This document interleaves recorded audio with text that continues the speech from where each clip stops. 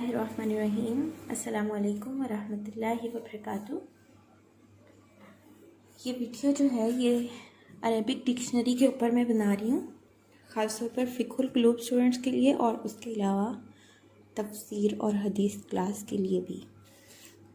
इसमें वीडियो में आपको बताने का क्या मकसद है, दिखाने का क्या मकसद है, वो ये कि जो अरेबिक डिक्शनरी होती है, एक तो ये कि वो होती किस तरह की है और दूसरी बात ये कि उसको हम किस तरह से देखते हैं, कंसल्ट किस तरह से करते हैं। तो सबसे पहले मैं आपको बताती हूँ कि जो अरेबिक डिक्शनरी होती है इसको जो देखना होता है, मतलब इसको जो कंसल्ट करना होता है, जिसको हम अपनी ज़ुबान में कहते हैं अरेबिक डिक्शनरी को कंसल्ट करना, ये उर्दू और इंग्लिश वाली डिक्शनरी से बिल्कुल अलग और मुख्तलिफ होता है। वो कैसे होता है देखें। ये मेरे पास उर्दू डिक्शनरी है, तो यहाँ पर अगर मैं कोई भी हर्फ निकालती हूँ, मिसाल के तौर पर अलिफ, आप देखेंगे कि यहाँ पर ये जो है अलिफ और बा है और इसके बाद आगे इससे जितने भी आगे हरूफ बनते हैं वो यहाँ पर आ जाएंगे। सबसे पहले वो हरूफ आएंगे जो अलिफ और बा से स्टार्ट होते हैं, फिर उसके बाद अलिफ बा और फिर आगे अलिफ, और फिर इस तरह से आगे अल्फाज जो है वो आते चले जाएंगे। ठीक है, तो ये आप देख रहे हैं कि ये इस तरह से कुछ जो है वो डिक्शनरी होती है और इसको इस तरह से जो है वो देखा जाता है। इसी तरह जो इंग्लिश डिक्शनरी होती है उसका भी क्या होता है, देखें कि यहाँ पर जो है वो ए के लेटर्स लिखे हुए हैं और ए के जो लेटर्स हैं उसके बाद ए के बाद बी आता है और बी के बाद फिर ए, और इस तरह से आगे जो इससे लफ्ज़ बनते हैं वो। ठीक है, और ये इस तरह से हरूफ तहजी के एतबार से चलती हैं दोनों डिक्शनरीज, उर्दू की भी और इंग्लिश की भी। जो इंग्लिश की डिक्शनरी होती है वो ए बी सी डी इस तरह से चलती है और जो उर्दू की होती है वो अलिफ बे ते से, ये वाली तरतीब से। लेकिन जो अरेबिक की डिक्शनरी होती है उसको कंसल्ट करने का तरीका और उसको देखने का तरीका बिल्कुल मुख्तलिफ होता है। ये मेरे पास जो है ना वो अरेबिक डिक्शनरी है और मैं इसी से देखती हूँ, और ये one of the best Arabic की जो है ना वो डिक्शनरी है, मिसबाहुल लुगात। तो मैं अब इसको आपको खोल के दिखाती हूँ।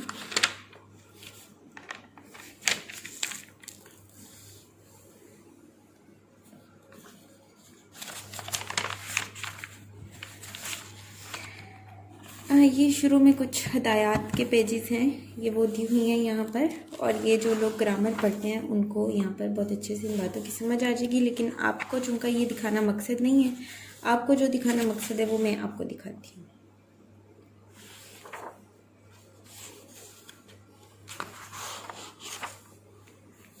ये देखें, ये है अलिफ। अब अलिफ के बाद यहाँ पे आपको जो लफ्ज़ नज़र आ रहा है ये ऊपर, वो है अब्द।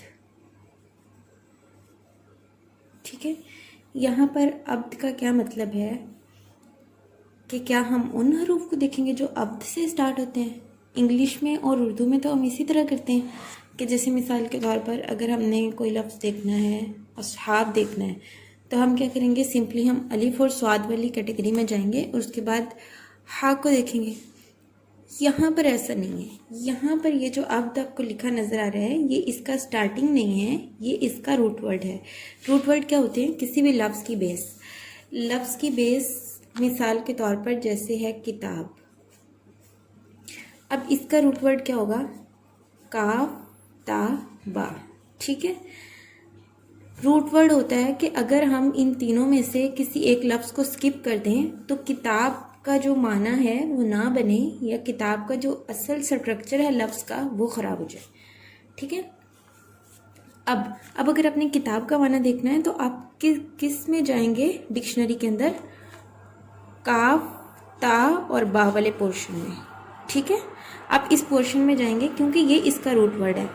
और अरेबिक डिक्शनरी का जो असल में इसको कंसल्ट करने का एक फ़न है या एक तरीका है वो यही है कि यहाँ पर जो रूट वर्ड्स हैं वो आप रूट वर्ड्स के एतबार से आपने लफ्ज़ को सर्च करना होता है। जैसे मैंने आपको किताब का बताया, अब किताब से रिलेटेड जितने भी लफ्ज़ हैं, मिसाल के तौर पर यक्तुबूना है, यक्तुब है, या कुछ भी, वो लफ्ज़ जिनमें काफ ता और बा का मादा पाया जाता है, रूट वर्ड पाया जाता है, वो आपको इसी सेक्शन में मिलेंगे, काफ ता और बा वाले सेक्शन में। ठीक है, यहाँ पर मैंने एक निकाला भी हुआ था, मैं आप लोगों को दिखाती हूँ।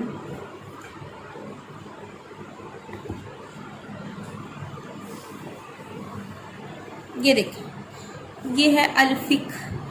अल्फिक से मुराद है किसी चीज़ का फ़हम होना, जानना, समझना।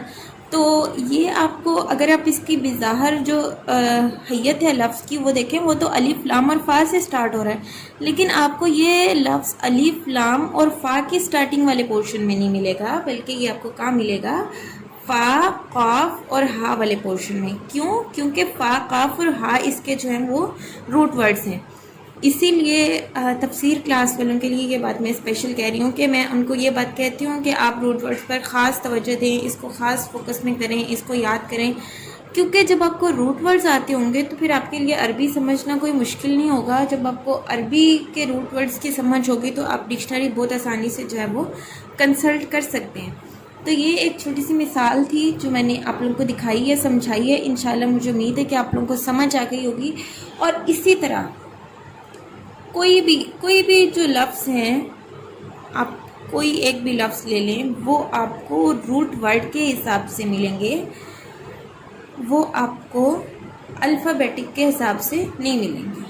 ठीक है, तो इसके लिए आपको थोड़ा सा एक जो है वो फ़न आना चाहिए कि आपको रूट वर्ड्स आते होने चाहिए, और उसके अलावा आपको फिर देखना आना चाहिए कि अच्छा हम इसको किस तरह से देखेंगे। अच्छा एक मिनट, ये जो मैंने आपको अभी निकाल के दिखाया था, ये अल्फिक, इसमें फ़ा, क़ाफ और हा रूट वर्ड है, ये तो अब आपको पता चल गया।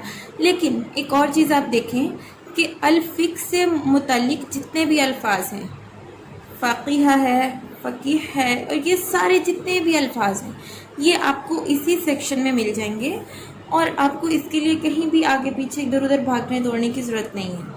तो इसका अरेबिक डिक्शनरी का एक फ़ायदा ये भी होता है कि जब आप किसी एक लफ्ज़ को सर्च कर रहे होते हैं, जैसे मैंने आपको किताब की मिसाल दी है, तो आपको वहाँ पर अल्फाज का एक पूरा ज़ख़ीरा मिल जाता है। ठीक है, तो इंशाल्लाह मुझे उम्मीद है कि आप लोगों को समझ आ गई होगी, और जो चीज़ मैं आप लोगों को दिखाना चाह रही थी, बताना चाह रही थी, समझाना चाह रही थी, वो आप लोगों को समझ उसकी आ गई होगी। अगर कोई फिर भी बात समझ नहीं आई है, कोई सवाल है, तो कमेंट में पूछ लीजिए, इंशाल्लाह मैं रिस्पॉन्स कर दूँगी। अस्सलामु अलैकुम वरहमतुल्लाहि वबरकातुहू।